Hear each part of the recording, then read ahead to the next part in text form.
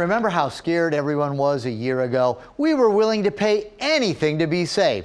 So is this fancy pants mask the answer, or is the guy behind it just full of hot air?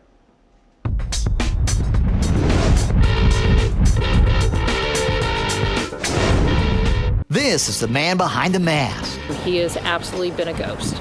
Not this kind of mask. He ought to be really ashamed of himself. Not even this kind of mask. They're saying that this is N95. There is absolutely no way. Lalit Verma is the man behind the Leaf Mask, a product that hit the market right on cue. It looks fancy, high-tech, safe. The Leaf Mask was a runaway success. So why's the mask man running away? Oh, you gotta be kidding me, pal. I thought you were a big international businessman. Spring of 2020 was a scary time. COVID-19 had everybody worried. Businesses were shut down. Mask mandates were everywhere.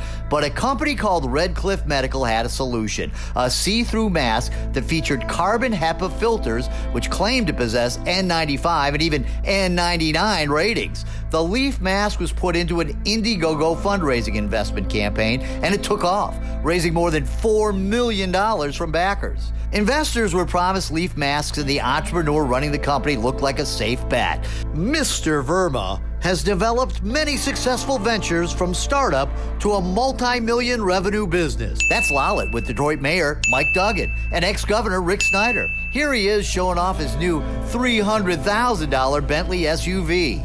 But Lalit's customers aren't impressed. They're mad. Francis is an essential worker, a grocery store clerk in California. Where I work, we've actually had one employee that contracted COVID-19 and he died. She ordered several of the high-quality masks last July, and they sure weren't cheap. I think it was $993. Almost a year later, she still didn't have them, even though she was an original backer on Indiegogo. Chris is another original backer. He runs a mental health clinic in Lansing. He ordered more than $1,000 worth of Leaf masks to keep his staff and patients safe. To me, this is also really personal beyond even just the money, because, just a couple days after Christmas, my father passed away from COVID. Even though he paid Redcliffe last July, he still hasn't received his full order. And the masks he did get arrived just last month. He doesn't even need them now. The mask mandates have been lifted in Michigan.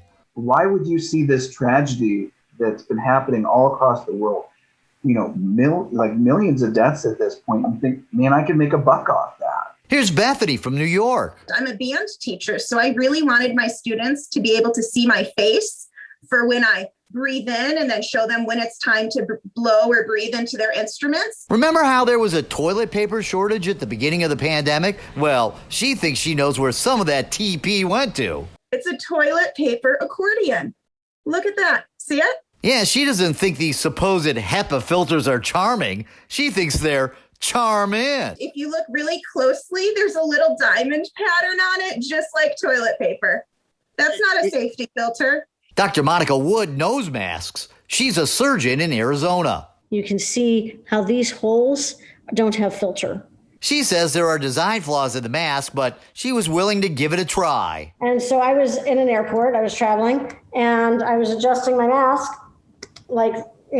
with this, and it would just pop open. And all these people say they can never get anyone at the company to help them. So they're taking their complaints to court, claiming the small number of masks that have been delivered with material defects, which eliminate any protection the mask is meant to offer from COVID-19. We had hundreds of complaints, no product being delivered, no response from the company. Melanie Ducanal is president of the Eastern Michigan Better Business Bureau. When you just flat out don't respond to your own customers, it throws up red flags all over the place. So the BBB put out this press release, but things never got any better. They never responded to any of our inquiries. So I started looking into Lalit Verma, and it turns out I didn't have to go far. Lalit was touted as a savior to the city of Detroit in 2017 when he and the governor and mayor broke ground on a factory to build auto parts for General Motors. Lalit Verma's company then, Sakti Automotive, was supposed to provide hundreds of jobs to Detroiters and received $5 million in grants. Lalit was even interviewed along with other big shots. We believe that employees are our assets, okay? If we don't keep our employees happy, they cannot give us a productivity what we need. Well, those employees sure weren't happy because the company went belly up 2 years later, according to Crane's Business Detroit. At the same time, his auto company was being sued by Huntington Bank for being in default and owing them more than $19 million. Lalit, the company's CEO, was receiving a vanity award for excellence in finance. So Fox 2 did another story on the company going into receivership and liquidating their assets. We tried reaching out to Sakti for answers, but we're not allowed on the property, and no one is picking up the phone. And now no one's getting return calls again. Not Leaf Mask customers, not the Better Business Bureau, nor me. So I went looking for Lalit Verma and found out that's not even his real name. His cars and businesses are registered to a Lalit Kumar at this $1 million lakefront home in Bloomfield. Jeez. Guy could use a gardener, huh? Yep, I'm actually wearing one of the leaf masks an unhappy customer sent me. Hi there. I'm looking for Lalit Kumar. He's not here right now. He's not? Okay. Can you tell me when he'll be back? Where are you coming from? I'm from Fox 2 in Detroit. I tell the woman who says she's Lalit's wife I need to speak to him about the masks.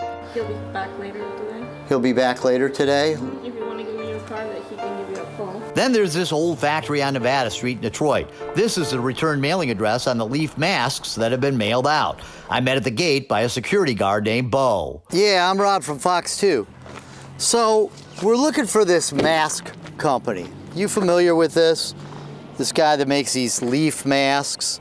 See, the address comes back to here. You ever seen these masks?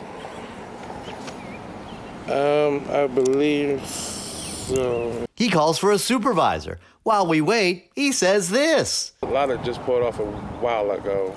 Oh, Lala came here? Hey. But the supervisor, Cal, says this. Lala is out of the country. He's out of the country? Anyway. You guys make these masks here? Yeah. What business do you do here? What are you doing?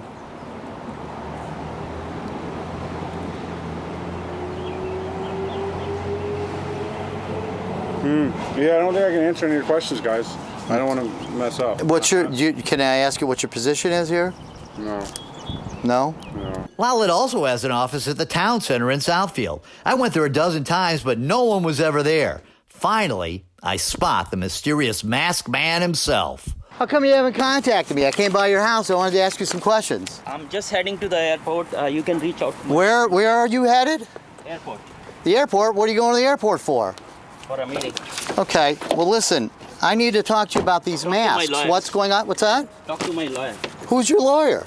You won't even call me. Hey, Lalit. Lalit, take my card. Oh, you got to be kidding me, pal. I thought you were a big international businessman. You know, I'm getting tired of this masquerade. Lalit, you're in the Hall of Shame. Lalit never did call me back. His lawyer never called. And he never did say what happened to the $4 million. And now that Lalit is finally starting to deliver the masks, his customers say it's way too little and way, way too late.